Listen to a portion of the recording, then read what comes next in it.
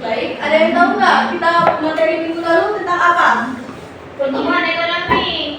Ada yang bisa menjelaskan tentang indikator ekonomi dasar? Silakan Aisyah. Yang pertama itu pertumbuhan ekonomi, peningkatan kapasitas produksi suatu negara yang dilakukan oleh naiknya PDB dari tahun ke tahun. Dan yang kedua itu pembangunan ekonomi, proses peningkatan kesejahteraan masyarakat yang bersifat jangka panjang. Pertumbuhan ekonomi, pendidikan, kesehatan, dan pemerataan. Yang ketiga yaitu inflasi, kenaikan harga barang dan jasa secara umum dan terus-menerus dalam suatu periode. Dan keempat, pengangguran, keadaan ketika seseorang yang ingin bekerja tetapi tidak mendapat kerjaan. Itu adalah materi kita minggu lalu ya. Iya, Jadi Ibu. kalian harus ingat ya. Selanjutnya itu ada nggak yang tahu apa yang dimaksud dengan menurut kalian apa nih yang terjadi jika pendapatan masyarakat itu naik? Saya Ibu. Baik, yang pertama akan dijawab oleh Aisyah. Jadi jika pendapatan masyarakat naik, secara umum akan terjadi yang pertama, konsumsi meningkat karena membeli barang dan jasa, kesejahteraan yang baik atau lebih mudah membeli kebutuhan, tabungan dan investasi naik, permintaan produk naik sehingga aktivitas ekonomi ikut tumbuh, dan kemiskinan berkurang jika kenaikannya merata. Seperti itu. Terima kasih Aisyah. Kita berikan aplaus kepada Aisyah ya. Karena Aisyah telah menjawab, Ibu akan memberikan hadiah untuk Aisyah.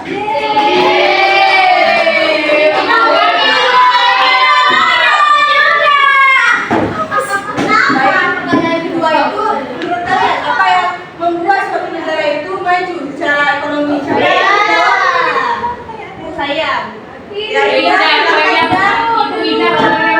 Negara disebut maju secara ekonomi jika memiliki pendapatan per kapita tinggi, industri dan teknologi yang berkembang, SDM yang berkualitas seperti pendidikan dan kesehatan baik. Yang keempat, infrastruktur modern. Yang kelima, tingkat kemiskinan dan pengangguran rendah. Yang terakhir yaitu kualitas serta kelola dan stabilitas ekonomi yang baik. Ya, kita berikan aplaus kepada Aisyah ya.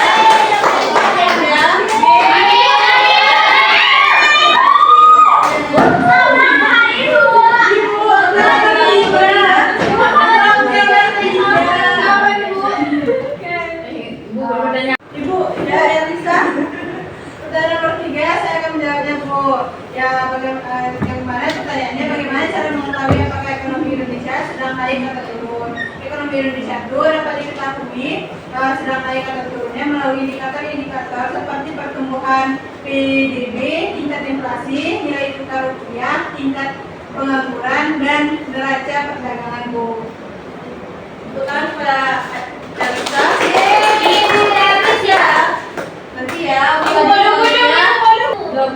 jadi tujuan kita pembelajaran hari ini yaitu adalah agar kalian dapat menjelaskan pengertian pendapatan nasional serta tujuan bagaimana suatu negara itu tercapai. Yang kedua itu membedakan konsep-konsep pendapatan nasional seperti PDB, PNB, dan juga NBP. Yang ketiga itu kalian dapat menjelaskan 3 sektor menghitung pendapatan nasional yaitu produksi, pendapatan, dan juga pengeluaran. Yang keempat itu mengidentifikasi manfaat pendapatan nasional dalam menilai perekonomian dan kesejahteraan masyarakat. Yang kelima itu kalian dapat menjelaskan yaitu tentang faktor-faktor yang mempengaruhi pendapatan nasional seperti tenaga kerja, modal, dan teknologi.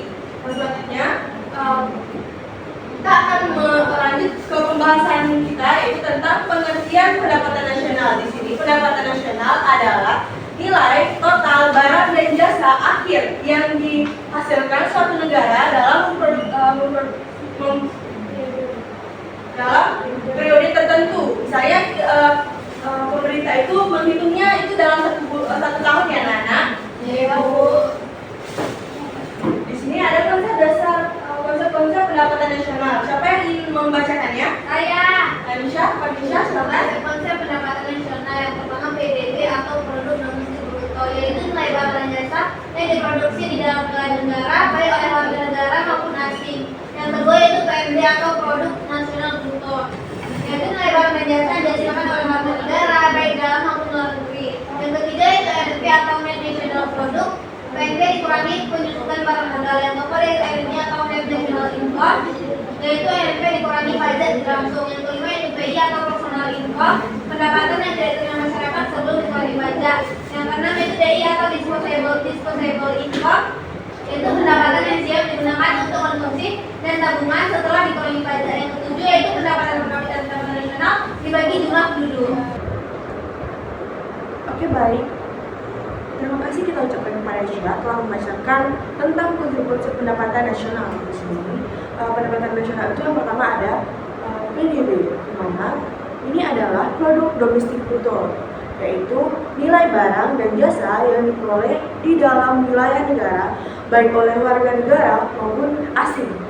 Yang kedua itu tentang PNB, di mana itu adalah produk nasional bruto, itu nilai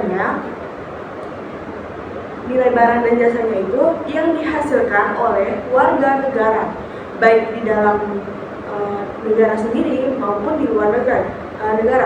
Yang ketiga itu ada NNP, di mana NNP itu adalah singkatan dari Net National Product, di mana itu adalah dikuranginya penyusutan barang-barang normal dari harga-harga sebelumnya. Selanjutnya itu ada NNI, di mana itu adalah dikuranginya pajak yang ada secara tidak langsung. Misalnya seperti pajak kendaraan itu, dia dikuranginya itu sekitar beberapa persen saja, tidak semua. Walaupun tidak terasa banyak, itu dapat mengurangi beban kita sebagai bayar pajak. Ya, selanjutnya itu PI, di mana PI itu adalah pendapatan yang diterima masyarakat sebelum dikurangi dengan pajak, atau pendapatan bersih ya anak-anak. Yang selanjutnya itu ada DI, di mana DI itu adalah pendapatan yang siap digunakan untuk konsumsi dan tabungan serta dikurangi oleh pajak. Selanjutnya itu ada pendapatan per kapita. Pendapatan per kapita ini adalah pendapatan nasional dibagi dengan jumlah penduduk yang ada di negara tersebut. Selanjutnya di sini ada konsep. Selanjutnya di sini ada model penghitungan pendapatan nasional. Nah, yang pertama itu pendapatan produksi. Nah, menghitungnya pendapatan nasional dengan menjumlahkan nilai tambah dari setiap sektor produk dan perekonomian. Contohnya saja seperti nilai tambah pertanian ditambah dengan industri dan jasa itu akan menjadi PDB, pendapatan domestik bruto, adalah pendapatan yang ada di wilayah kita, dari negara maupun dari luar negeri. Yang sebelumnya yang Ibu jelaskan tadi. Yang selanjutnya itu ada yang kedua, pendekatan pendapatan, mana ini adalah menghitung pendapatan nasional dengan menjumlahkan semua pendapatan yang diterima oleh pemilik faktor produksi, yaitu upah tenaga kerja, sewa tanah, bunga modal, dan juga laba perusahaan. Yang terakhir, yang ketiga, ini ada pendapatan pengeluaran. Cara menghitungnya itu adalah pendapatan nasional dengan menjumlahkan seluruh pengeluaran untuk membeli barang dan jasa yang kita perlukan. Itu caranya dengan konsumsi rumah tangga dikurang dengan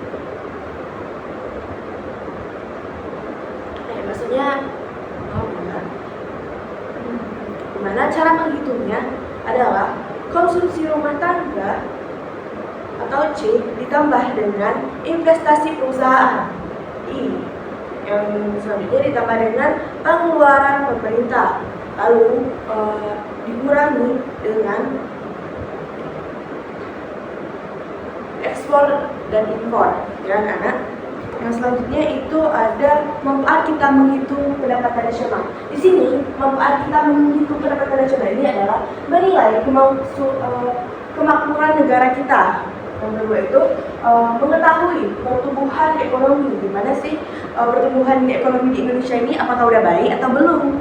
seperti itu ya anak. Melalui selanjutnya itu adalah membantu pemerintah membuat kebijakan, di mana pemerintah itu harus membuat kebijakan agar masyarakat itu akan lebih maju dan mengalami kemajuan yang drastis di setiap tahunnya. Seperti kayak kita nih kan kemarin pernah turun ya pendapatan kita ya waktu ada COVID-19 di tahun 2019 sampai 2020-an lah seperti itu, bahkan sampai 2021 kalau nggak salah ya. Terus itu harus kita perhitungkan atau pemerintah perhitungkan ya untuk kedepannya agar pendapatan nasional kita tidak berkurang ataupun turun. Selanjutnya itu adalah membandingkan ekonomi antara negara, di mana itu akan membantu kita untuk menilai apakah perekonomian di Indonesia ini sudah bagus atau belum. Seperti halnya kayak kita membandingkan pendapatan kita atau kemajuan negara kita nih dengan negara lain agar menginspirasi kita untuk menjadi negara maju, lebih maju seperti itu ya anak-anak. Dan selanjutnya itu yang terakhir, mengetahui struktur perekonomian.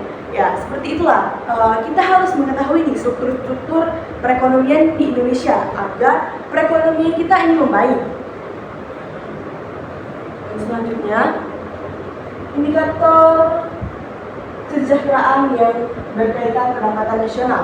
Nah, yang pertama itu ada pertumbuhan ekonomi